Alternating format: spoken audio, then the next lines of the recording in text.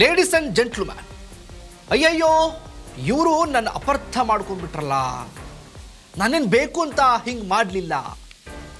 ಹೇಳ್ಕೊಳ್ಳೋಣ ಅಂದರೆ ನನ್ನ ಹೆಂಡತಿ ಕೂಡ ಆ ಊರಲ್ಲಿಲ್ಲ. ಹೀಗೆ ಅಸಾಮಾನ್ಯ ಡೈಲಾಗ್ ಹೇಳುತ್ತಾ ಕನ್ನಡ ಚಿತ್ರ ರಸಿಕರ ಮನ ಗೆದ್ದಿದ್ದವರೇ ಸ್ಯಾಂಡಲ್ವುಡ್ನ ಹಿರಿಯ ಹಾಸ್ಯ ಕಲಾವಿದ MS ಉಮೇಶ್. ಎಸ್ ವೀಕ್ಷಕರೇ, ನೆಲ ಜಲ ಭಾಷೆಗಾಗಿ ಪ್ರಾಮಾಣಿಕ ಪತ್ರಿಕೋದ್ಯಮ. ನೀವು ನೋಡ್ತಾ ಇದ್ದೀರಾ ಫೋಕಸ್ ಟಿವಿ. ಇದು ಫೋಕಸ್ನ ಸ್ಪೆಷಲ್ ರಿಪೋರ್ಟ್. ನಾನು ಶಿವು ರಾನರಾಪುರ.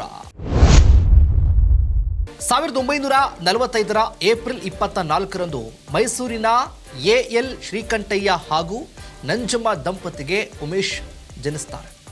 ಅವರ ಪ್ರಾಥಮಿಕ ಶಿಕ್ಷಣ ಹುಟ್ಟೂರು ಮೈಸೂರಿನಲ್ಲಾಗುತ್ತೆ. ಅಲ್ಲಿ ಉಮೇಶ್ ರಂಗಭೂಮಿ ಮತ್ತು ರಂಗ ಪ್ರದರ್ಶನಗಳತ್ತ ಆಕರ್ಷಿತರಾಗ್ತಾರೆ. 4ನೇ ವಯಸ್ಸಿನಲ್ಲಿ ಕಲ್ಚರ್ಡ್ ಕಮಿಡಿಯನ್ K ಹಿರಣ್ಣಯ್ಯ ಮಿತ್ರ ಮಂಡಳಿ ಸೇರ್ಕೊಂಡಿದ್ರು. ಖ್ಯಾತ ಸಾಹಿತಿ ಅನಕೃ ರಚನೆಯ ಜಗಜ್ಯೋತಿ ಬಸವೇಶ್ವರ ನಾಟಕದಲ್ಲಿ ಬಿಜ್ಜಳನ ಮಗನ ಪಾತ್ರದಲ್ಲಿ ಉಮೇಶ್ ನಟಿಸಿದರು. ಬಳಿಕ ಗುಬ್ಬಿ ವೀರಣ್ಣ ನಾಟಕ ಕಂಪನಿ ಸೇರಿ ಬಾಲ ಕಲಾವಿದರಾಗಿ ವಿವಿಧ ಪಾತ್ರಗಳನ್ನು ಬಹಳ ಅಚ್ಚುಕಟ್ಟಾಗಿ ನಿರ್ವಹಿಸಿದರು.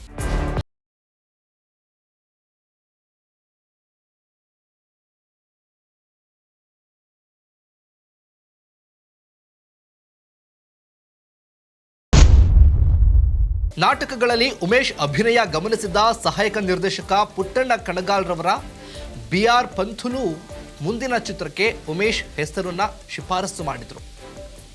1960ರಲ್ಲಿ ನಿರ್ದೇಶಕ BR ಪಂಥುಲು ಪದ್ಮಿನಿ ಫಿಲ್ಮ್ಸ್ ಬ್ಯಾನರ್ನಡಿ ನಿರ್ದೇಶನ ಮಾಡ್ತಾ ಇದ್ದ ಮಕ್ಕಳ ರಾಜ್ಯ ಚಿತ್ರದಲ್ಲಿ ಉಮೇಶ್ ಮೊದಲ ಬಾರಿಗೆ ಬೆಳ್ಳಿ ತೆರೆ ಮೇಲೆ ಕಾಣಿಸ್ಕೊಳ್ತಾರೆ.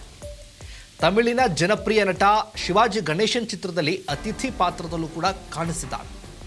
ಮುಂದೆ ವೇದಿಕೆ ನಾಟಕಗಳಲ್ಲಿ ಉತ್ತಮ ಪಾತ್ರವನ್ನು ಮಾಡುತ್ತಿದ್ದಾಗಲೇ ಪುಟ್ಟಣ್ಣ ಕಣಗಾಲ್ರವರ ಕಥಾಸಂಗಮ ಚಲನಚಿತ್ರದಲ್ಲಿ ನಟಿಸ್ತಾರೆ.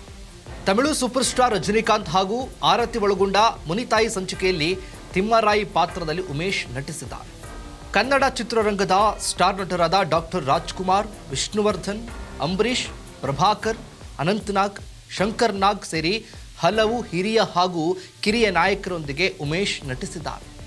ಮಕ್ಕಳ ರಾಜ್ಯದಿಂದ ಆರಂಭಿಸಿ ನಾಗರಹೊಳೆ, ಗುರು ಶಿಷ್ಯರು, ಅನುಪಮ, ಕಾಮನಬಿಲ್ಲು, ಅಪೂರ್ವ ಸಂಗಮ, ಶ್ರುತಿ ಸೇರಿದಾಗ, ಶ್ರಾವಣ ಬಂತು, ಮಲೆಯ ಮಾರುತ, ಹಾಲು ಜೇನು, ನಂಜುಂಡಿ ಕಲ್ಯಾಣ ಸೇರಿದಂತೆ 6 ದಶಕಗಳ ಸಿನಿ ಜರ್ನಿಯಲ್ಲಿ 350ಕ್ಕೂ ಅಧಿಕ ಚಿತ್ರಗಳಲ್ಲಿ ಉಮೇಶ್ ನಟಿಸಿದ್ದಾರೆ.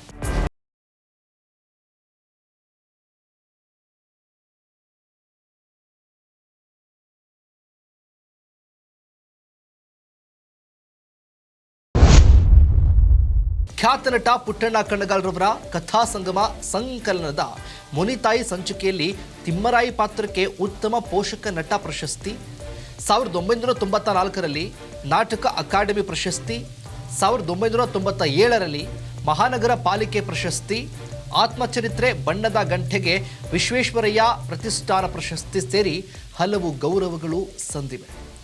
ಉಮೇಶ್ರವರ 5 ದಶಕಗಳ ಚಿತ್ರರಂಗದಲ್ಲಿನ ಸೇವೆ ಗುರುತಿಸಿ ರಾಜ್ಯ ಸರ್ಕಾರ ಗೌರವಿಸಿದೆ. 2025ರ ನವೆಂಬರ್ 30ರಂದು ಬೆಂಗಳೂರಿನ ಕಿದ್ವಾಯಿ ಆಸ್ಪತ್ರೆಯಲ್ಲಿ 80ನೇ ವಯಸ್ಸಿನಲ್ಲಿ ಕ್ಯಾನ್ಸರ್ ಕಾಯಿಲೆ ಉಲ್ಬಣಗೊಂಡು ಉಮೇಶ್ ನಿಧನರಾಗಿದ್ದಾರೆ. ಉಮೇಶ್ ನಿಧನದಿಂದ ಹಾಸ್ಯ ಕೊಂಡಿಯೊಂದು ಕಳಚಿ ಬಿದ್ದಂತಾಗಿದೆ. ಇದಾಗಿತ್ತು ಫೋಕಸ್ನ ಸ್ಪೆಷಲ್ ಸ್ಟೋರಿ.